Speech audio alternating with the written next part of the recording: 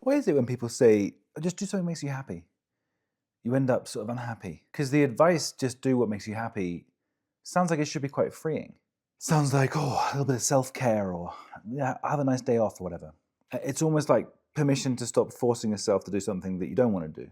I want to make clear that I'm not saying people are giving you this advice because they want you to be unhappy. It's just that kind of what happens, right? Just do what makes you happy is supposed to free you from guilt. It's supposed to reduce the pressure. It's meant to just make you feel okay. The thing is, what happens when you try and live by just being happy? Well, let me ask you a question. Think about this. When people say, just do what makes you happy, how long for? An hour? A minute? A day? A week? A month? The rest of my life? If choosing to be happy was a stable situation, then it wouldn't keep changing. And it does, right? Like, as much as we don't want to admit it, just being happy doesn't work. It changes, that we end up unhappy. So let's do an exercise. Think of something that makes you or made you happy. Not some big, successful thing, like a moment that made you happy. Now ask yourself, did you feel happy afterwards? And how long for? And then ask yourself, what did it cost? Was there time? Was there energy? Was there money? Was it trust? Was it self-esteem? When I ask people that, most people think of the similar things. Junk food, avoiding stuff and relaxing, going a bit numb, quitting something and just turning off, escaping from something. And for me, that's when I realized just being happy, what I was doing was escaping. It wasn't happiness. I was looking for some relief. The problem with that advice is happiness is an emotion. It's a feeling. It's not a direction or a way to live. I think the problem with that is that a feeling is feedback for something. It's a reaction to something, right? It's not a static state in which you can exist. So when you say, oh, I'll be happy and then I can just achieve whatever I'm trying to achieve, the problem is you're trying to use the reaction to something as a way to reach for it. Does that make sense? So you're actually chasing this feeling of like escapist feeling, reassuring, comforting feeling to get you to a place. Where this really hit me was I was getting this advice and I was miserable, absolutely miserable. The only thing that gave me some relief from that was this discovery that we have a mind. I was thinking about my body and my brain and that's it, you know. And I found out there's two parts of my mind. One part called the reactive mind, which is the sort of evil friend that I don't want to have. And this is the part that was running my life and I had no control over it. The reactive mind, it doesn't think, it just is there and bugging me and kind of controlling me and making me decide about everything. And that was actually the thing that I was using as the guide. I didn't even know it was there. You know, it was making me make bad decisions and upset people, upset myself, hate myself. And if you're watching this and you have a similar experience where you don't know why your life isn't going the way you want it to go, I want you to remember this. You're not this reactive mind.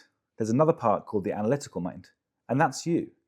That's the clear, thinking, kind, generous, helpful, and happy you.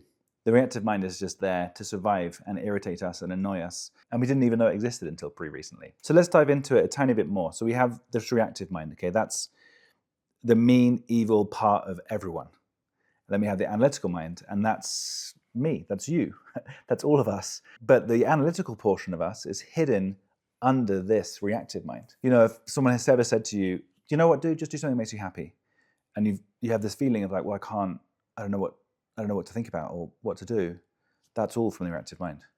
Because in your analytical mind, you're in control of your own thoughts, finally. So how does this get formed? Well, there's this thing called engrams, and they're formed in moments of injury. So unconsciousness, pains, losses, sadnesses from taking drugs, all these kinds of things.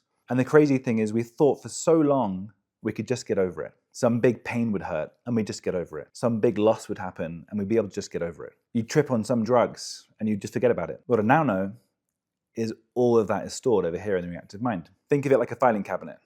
All the bad stuff here, just jumbled together, bits of paper crushed up, just thrown in here. Analytical mind, everything is perfectly in order and you can pick out memories and you can look at them and you're happy about it. So say you're in a car crash and it's an awful experience.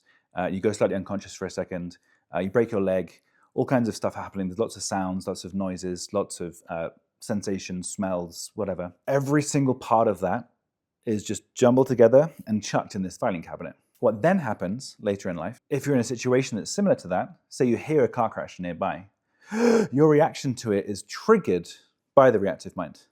Because if you were thinking analytically, you'd be able to look at it and go, oh my God, that's awful, let me do something to help. But if you've been in a car crash, you might be in a situation where you suddenly go, oh my God, and you get that same anxious feeling or whatever it is. You know, you yourself, like, you'd be able to recover from that if you didn't have a reactive mind. But because you do have a reactive mind, and because you have all this garbage stored in here, when you see stuff or hear stuff that's similar to what is stored in here, you react. And that's why when you're in a state of upset, anxiety, whatever it is, and someone says, oh, just be happy, you can't, because this reactive mind in that moment is totally taking over everything.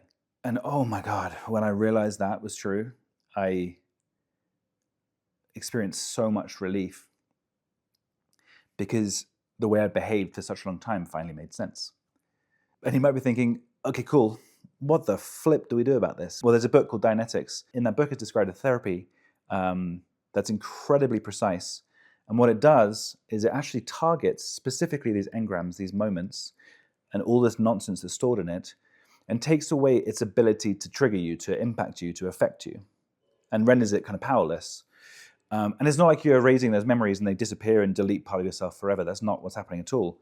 You're just taking away their power to impact you. It's super powerful, very simple. And as you take all that crap out of that filing cabinet, you're left with this analytical mind, which again, that's the very pure thought, kind, generous, loving person that you might think is in there, or you know is in there, you know? We're all good people. We just have all this nonsense in the reactive mind that has been ruining our lives. The therapy itself is an extraordinary relief, and you take back control of your life because you're no longer having to think, how do I be happy in this moment? You know, you can just be happy. You don't have those other thoughts coming in, impacting you, and making you doubt yourself, making you self-conscious, making you depressed, making you sad, lonely, whatever it is. All that stuff is coming from here, and that isn't who you are. So if you're watching this, all I want you to take away from this is that you're not that noise. You can be happy. You just got to figure out how to handle the reactive mind. We can do that with Dianetics. So I've got other videos about this. There'll be one up here or in the description, and you can check that out. And if you have any questions, please reach out.